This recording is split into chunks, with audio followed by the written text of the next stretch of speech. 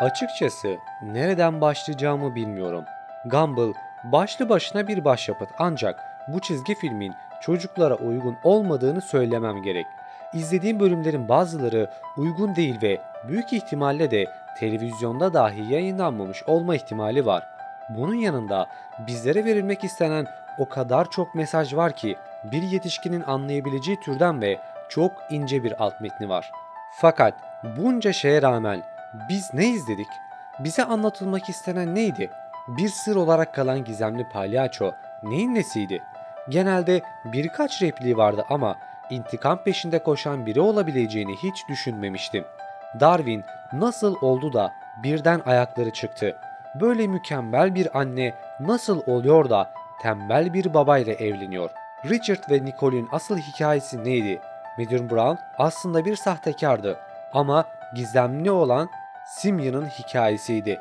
En üzücüsü olan ise zavallı çalışan Larry'nin bizlere anlatmak istediği şey neydi? Her şeyden öte. Biz inanılmaz Gumball'ın dünyasını izlerken aynı zamanda bir trajedi izliyorduk. Bunu izlediğim her bölümde ve sonlarına doğru anlamaya başladım. Tüm bir hikaye trajediyi bizlere yansıtıyor. Peki bu hikaye neydi? Karakterlerin bu şekilde davranmasının asıl nedeni ne?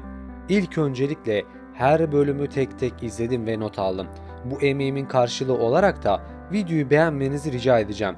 İnanın bir videoyu yapmak için serileri bitirmek ve ayrıntılarını sizlere tek tek seçip sunmam zaman alıyor.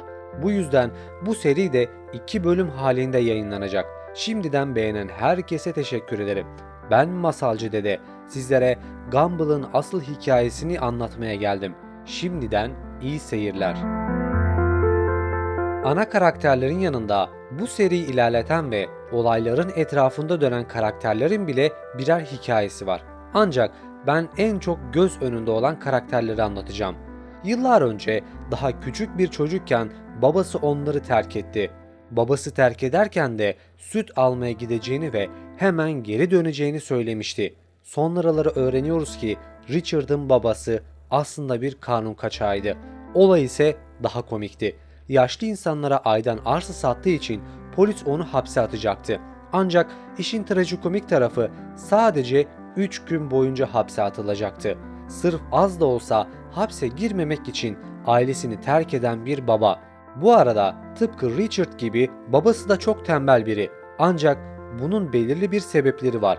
Richard'ın bu şekilde olması ise yine kontrol manyağı olan bir annenin suçuydu. Babasız büyüyen bu küçük çocuğa hem annelik hem de babalık yapmak zorunda kalmıştı. Kendisini o kadar çok bu olaya kaptırdı ki Richard'ı tembel biri olarak yetiştirdi. Annesi sürekli yemek yediriyor ve istediklerini alıyordu. Televizyonun başından da kalkmasını hiç istemiyordu. Çünkü dışarısı tehlikelerle doluydu. Tombul ve tatlı Richard'ın buna hazır olmadığını düşünerek onu büyüttü. Belki de onu kaybetmek istemiyordu. Sonraları öğreniyoruz ki Richard'ın annesi yani büyük anne Jojo kocasını sürekli kıskanan ve kısıtlayan biriydi. Bu kontrol sorunu ilişkisini yıpratmıştı. Tüm suç büyük anne Jojo'daydı. İşin sonucunda Richard bu hale gelmişti. Ancak Richard temiz kalpliydi. Hayvanları da severdi. Ormanda dolaştığı esnada ise bir sincap görmüştü. Onun yiyecekleri nereye sakladığını merak etti ve takip etti. Bu esnada daracık ağaç kavuğuna sıkışıp kaldı. Dakikalar birbirini kovalarken koşarak yanından geçen Nicole'ü gördü ve ondan yardım istedi. Hikayenin başlangıcı aslında Gumball'ın annesi olan Nicole ile başladı. Bakıldığında çok fedakar biri, evet, ama çocukluğunda yaşadığı travma bu seriyi başlatan olaydı. Nicole sıradan bir çocuktu. Ancak annesi çok idealistti. Onu sürekli eğitimlerden geçiriyor ve sürekli olarak insanlarla olan rekabetini körüklüyordu. İdealleri uğruna kendi kızına vermesi gereken sevgiyi vermemiş bir ebeveyn. Babası ise çok öfkeli, çabuk sinirlenen bir yapısı var. Bu sebeple her şeye kızabilir.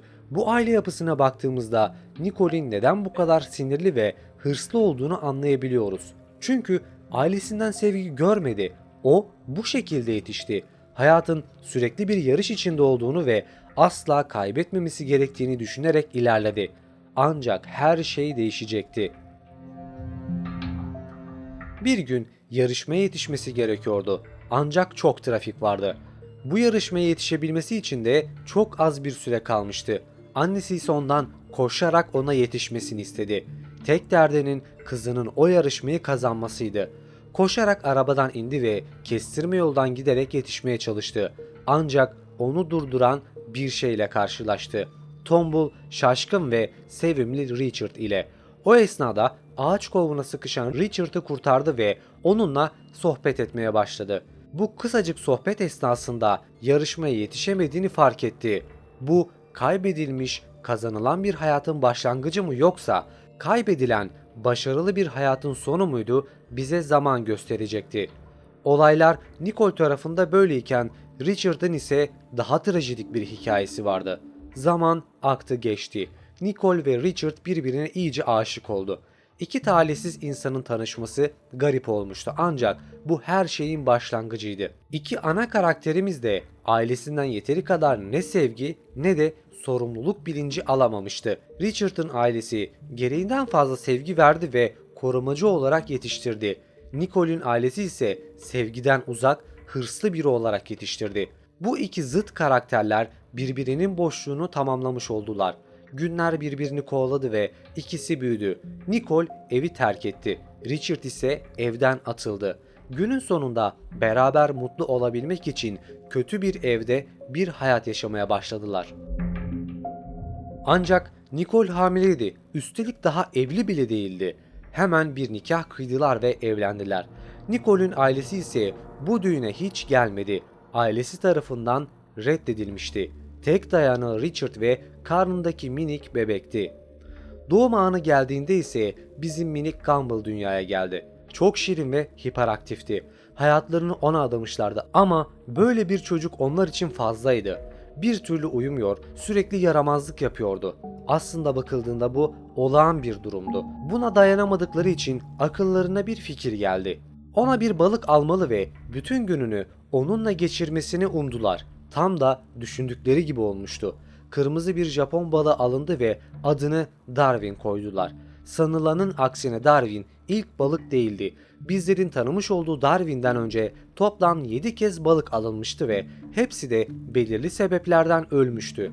Ancak günün birinde diğer Darwin de ölünce Richard'ın tekrar balık alması gerekti. Pet Shop'a gittiğinde ise orada hiç balık kalmamıştı.